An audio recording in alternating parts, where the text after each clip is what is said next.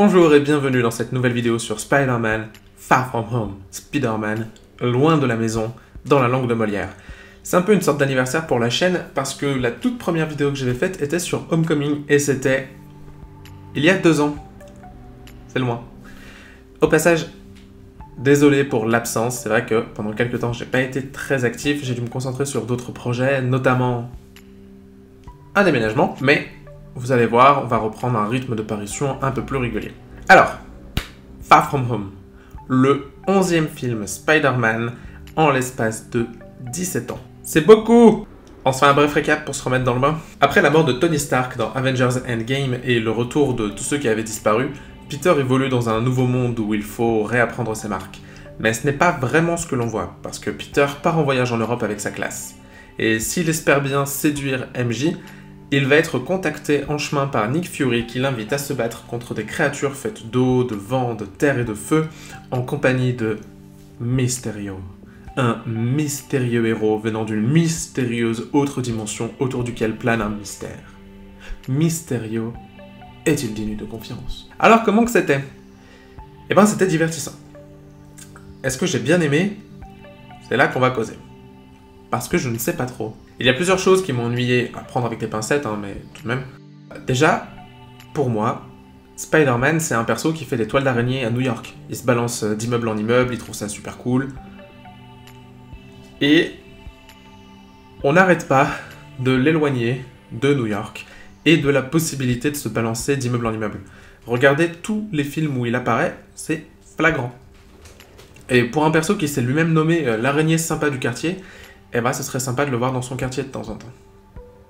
Après, l'idée de décontenancer un personnage en l'enlevant de son milieu habituel, son terrain familier, c'est une bonne idée. Le problème, c'est qu'elle est systématique. Ce qui m'a également gêné, c'est qu'une fois encore, Peter se retrouve à affronter un méchant lié à Tony Stark. Alors pourquoi je dis une fois encore ? Dans Civil War, il affronte Captain America, qui à ce moment-là est l'ennemi de Tony Stark. Dans Homecoming, il affronte le Vautour, un ennemi créé par les actes de Tony Stark. Dans Infinity War et Endgame, il affronte Thanos. Alors, bon, Thanos, c'est l'ennemi de tout le monde, mais il se retrouve mêlé à tout ça parce qu'il a voulu aider Tony Stark, qui était en train de se battre contre l'ordre du chaos, les enfants de Thanos. Eux, là. Et enfin, dans Far From Home, il affronte Mysterio, un ennemi créé par les actions de Tony Stark, à nouveau. Voilà.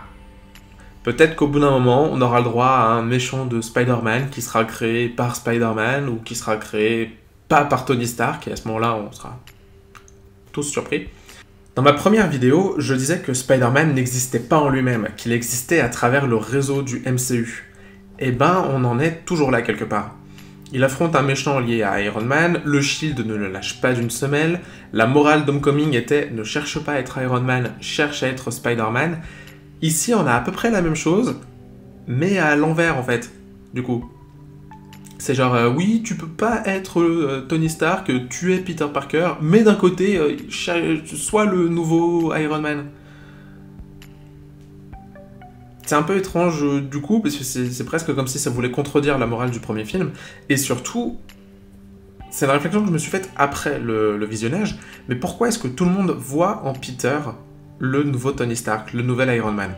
Je veux dire, je peux comprendre l'idée parce qu'ils ont essayé de nous les montrer tous les deux en tant que mentor et apprenti. Bon, je trouve que ça fonctionne...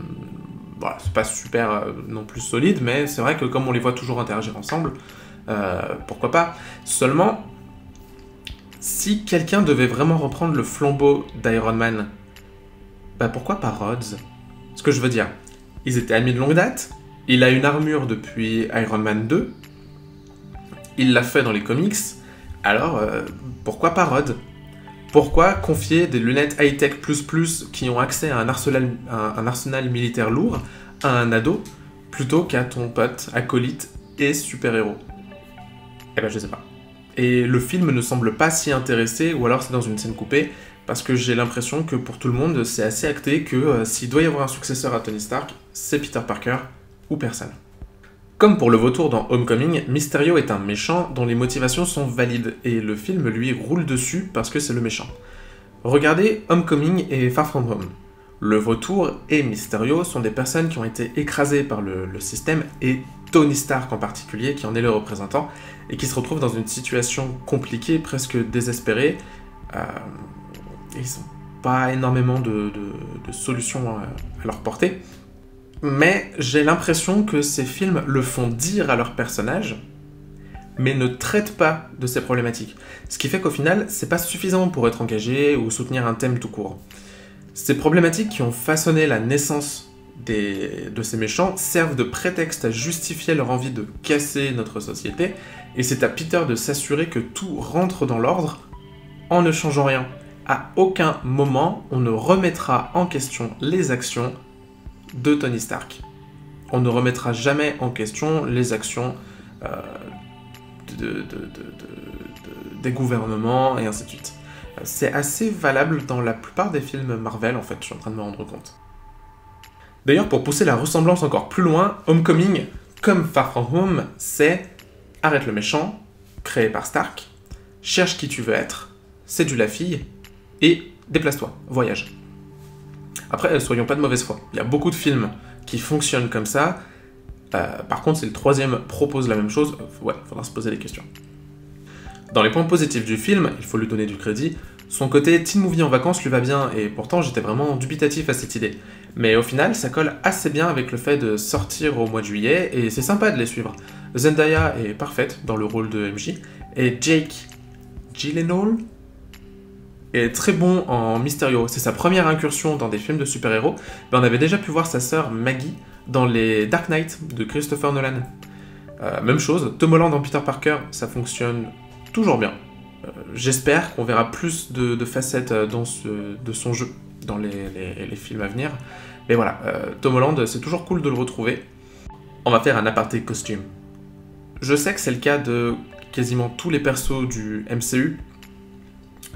Leurs costumes sont refaits en images de synthèse, en post-production, ce qui fait que souvent, si vous voyez des images de tournage, ils portent des combinaisons grises avec des petits points un peu partout sur eux pour faire de la motion ou de la performance capture. Donc, bon, j'imagine, pourquoi pas, pour des scènes d'effets spéciaux et autres, c'est beaucoup plus simple.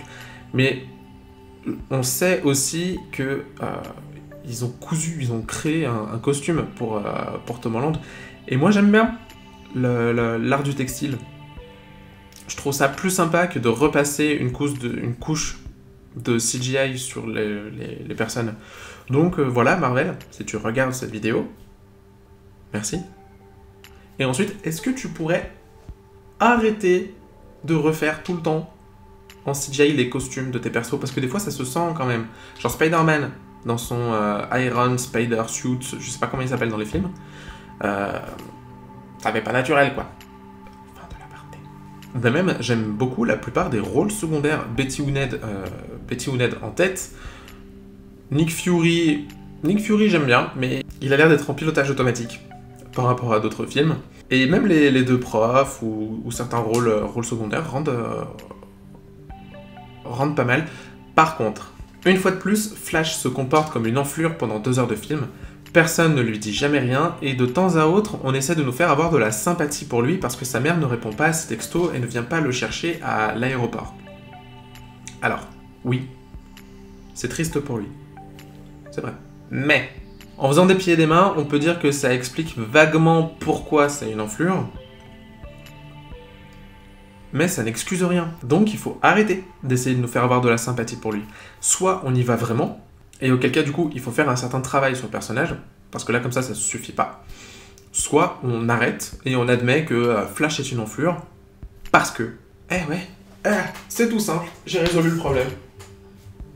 De rien, Marvel. Après, si le personnage est parti pour avoir une véritable rédemption dans des films futurs, ou peut-être tout l'inverse, hein, pourquoi pas? À ce moment-là, bon, peut-être que ça marchait pas, et ainsi de suite, là, mais que, au final, dans le 3e film, on dira que ça faisait partie des plans et tout ça. Mais en attendant, faut faire un choix, parce que là, c'est pas très bien. Pour continuer dans les choses que j'ai bien aimées du film, il faut que je vous parle de ma scène préférée.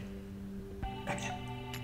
Celle de l'illusion, qui m'a d'ailleurs rappelé les scènes de l'épouvantail dans Batman Arkham Asylum, et c'est de loin ma préférée.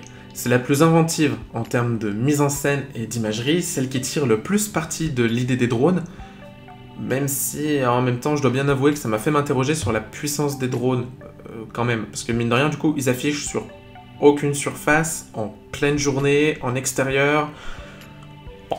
Mais pourquoi pas, c'est la magie du cinéma.